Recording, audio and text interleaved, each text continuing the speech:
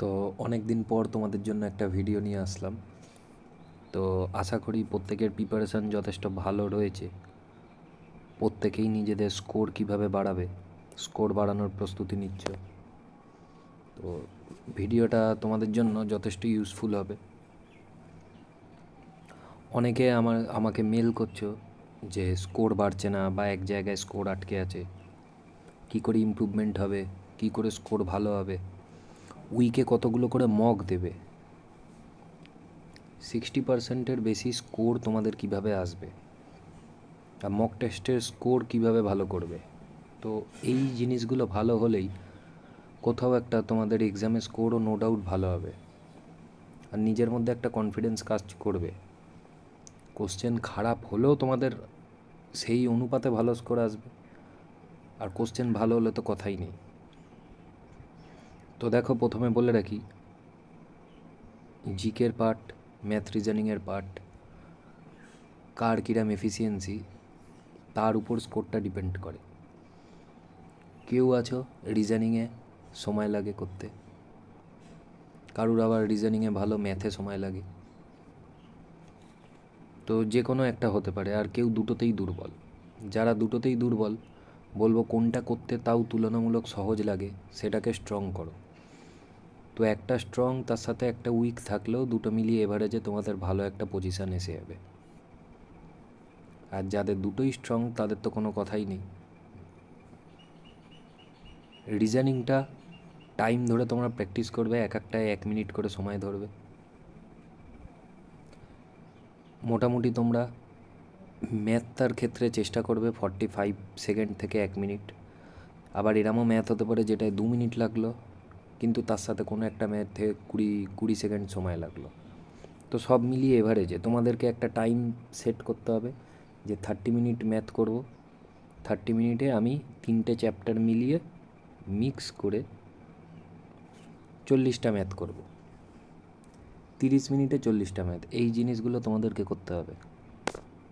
এবার উইকলি কতগুলো mock, weekly তোমরা একটাই মক দেবে, বেশি দেওয়ার দরকার নেই। আর পরীক্ষায় এসে গেলে তোমরা চেষ্টা করবে প্রত্যেক দিন 2টো করে মক দেওয়ার। তোমাদের যেগুলো বলছি জাস্ট আমি যেগুলো করেছি, কিন্তু মক আমি একেবারেই দিতাম না। মক সবসময় যে চ্যানেল থেকে খুঁজতে হবে, গুগলে সার্চ করতে হবে, কোথাও দিয়ে কিনতে হবে তা না, নিজেদের হাতেও মক বানাতে পারো। আমি যেমন নিজের জন্য বানিয়েছিলাম একটা শুধুই জিকের মক, 70টা 80টা 100টা করে এমসিকিউ থাকতো, টাইম সেট করতাম 25 মিনিট মতো, যাতে তোমরা হিস্ট্রি, জিওগ্রাফি, পলিটি, ইকোনমি থেকে মিক্স করে নেবে। তো নিজেদের বানানো মকই নিজেরা দিতে থাকবে। ম্যাথ রিজনিং এরা মিক্স করে মক বানাতে পারো, বা এক বন্ধু আরেক বন্ধুকে বললে মক বানিয়ে দিতে। তো ওইগুলো যত দেবে তোমাদের কনফিডেন্স একটা বুস্ট হবে, আর মাথায় পজিটিভনেস কাজ করবে। আর মকের মধ্যেও এরম অনেক ভুলভাল মক আছে, কখনো দিতে দিতে দেখবে, যেটা আমার সাথেও হয়েছিল, খুব কম স্কোর এসে গেল। তখন কিন্তু তোমরা যে কেউ ডিমোটিভেট হয়ে যাবে। তো এই ছোটো ছোটো স্ট্র্যাটেজিগুলো নিজেদের মধ্যে রাখতে হবে। আর ভাবলাম কাজ করলাম, এই দুটোর মধ্যে সময়ের ব্যবধানটা কমাতে হবে।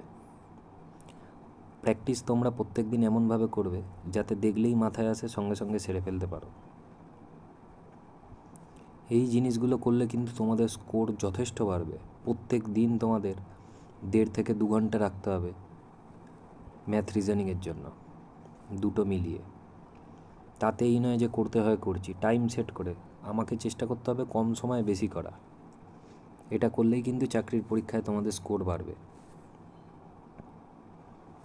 আর যেহেতু আমি রিসেন্ট ভ্যাকেন্সিতে চাকরি পেয়েছি, প্রত্যেকটা এক্সামেই আমার নিজস্ব স্কোরও কিন্তু 70-75% আপ। তো এখন যে ক্রেজটা চলছে, যেরকম high cut off competition high, আমি কিন্তু তার মধ্যেই চাকরি পেয়েছি। তো আশা করি যেগুলো ভিডিওয়ে বললাম এগুলো করলে তোমাদের স্কোর যথেষ্ট ইমপ্রুভ হবে। তো ভিডিওটা ভালো লাগলে অবশ্যই লাইক করো।